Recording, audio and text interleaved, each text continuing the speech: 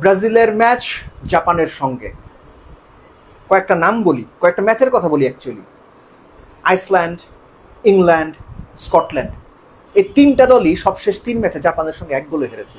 Ghana 2-0 গোলে হেরেছে, Bolivia 3-0 গোলে হেরেছে, এবং ব্রাজিল গত অক্টোবরে এই জাপানের সঙ্গে 3-2 গোলে হেরেছে। জাপান সবশেষ 10 ম্যাচ ইন্টারন্যাশনাল অপরাজিত। তো আপনি কি চিন্তা করছেন, ব্রাজিলের জন্য ম্যাচটা সহজ হবে? ফেভারিট ব্রাজিল, এটা নিয়ে কি আপনার কোনো ডাউট আছে? ডাউট না থাকাটাই স্বাভাবিক, কিন্তু জাপান খুব সহজ টিম না। ব্রাজিলের বেস্ট ফুটবলটা খেলেই জাপানকে হারাতে হবে। যদিও ব্রাজিলের এগেনস্টে জাপানের ট্র্যাক রেকর্ডটা ভালো না। এখনো পর্যন্ত বোধ হয় 14টা ম্যাচ খেলেছে, এর মধ্যে 11টাতেই হেরেছে, এবং একটা মাত্র যায় যেটার কথা আমি বললাম গত বছরের অক্টোবরের, এই 8-9 মাস হয়েছে আর কি। জাপানের এই ভালো ফর্ম শুধুমাত্র ফ্রেন্ডলিগুলোতে ছিল না। ব্রাজিলের কথা আমি পরে আসছি, আগে জাপানের কথা এই জন্য বলছি যে জাপানকে হয়তো অনেকেই খুব সহজে ব্রাজিল হারিয়ে ফেলবে এটা চিন্তা করছেন, হয়তো অতটা সহজ হবে না।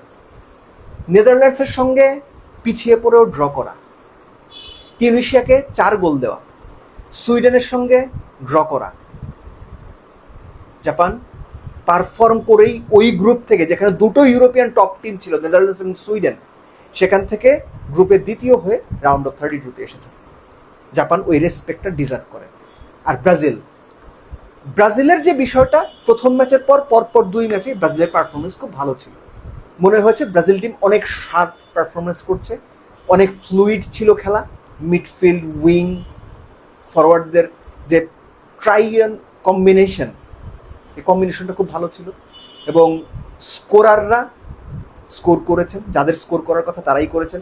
ভিনিসিয়াস জুনিয়র এক্সেপশনালি ভালো খেলেছেন, এবং একই সঙ্গে সময়ের সঙ্গে সঙ্গে ব্রাজিলের মিডফিল্ড, স্পেসিফিক্যালি পাকেতা এবং ব্রুনো গুমেরেস, তারা রিদমটা ফিরে পেয়েছেন। এই রিদমটা ব্রাজিলের ফেরাটা দরকার ছিল।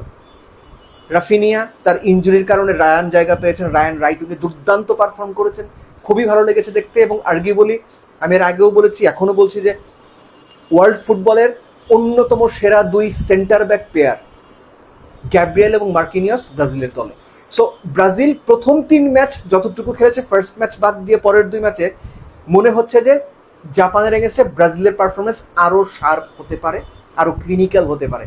আর জাপান যদি ব্রাজিলকে হারাতে যায়, তারা নর্মাল যে ফরমেশনগুলোতে খেলে 3-4-2-1, 3 জন সেন্ট্রাল ডিফেন্ডার নিয়ে, সেই ফরমেশনেই যাবে নাকি অন্য কোনো ফরমেশনে যাবে, এটা দেখার জন্য আমাদের ওয়েট করতে হবে। ঠিক একইভাবে ব্রাজিলের সিঙ্গেল পিভট ক্যাসেমিরোকে রেখে ব্রুনো গোমেরেস এবং লুকাস পাকেতাকে নাম্বার 8 এবং নাম্বার 10 রোল দিয়ে, ডান পাশে রায়ান, বাম পাশে ভিনিসিয়াস জুনিয়র এবং ম্যাথিয়াস কুনিয়া, যেটা আমি প্রথম ম্যাচের পরে বলেছিলাম, যদি আমার ভিডিও আপনারা বা আলোচনা শুনে থাকেন, যে ম্যাথিয়াস কুনিয়াকে অবশ্যই খেলানো উচিত এবং নাম্বার 9 পজিশনে খেলানো উচিত। কেননা এই ভদ্রলোক number 9, number 10, number 7, number 8, left right wing, হি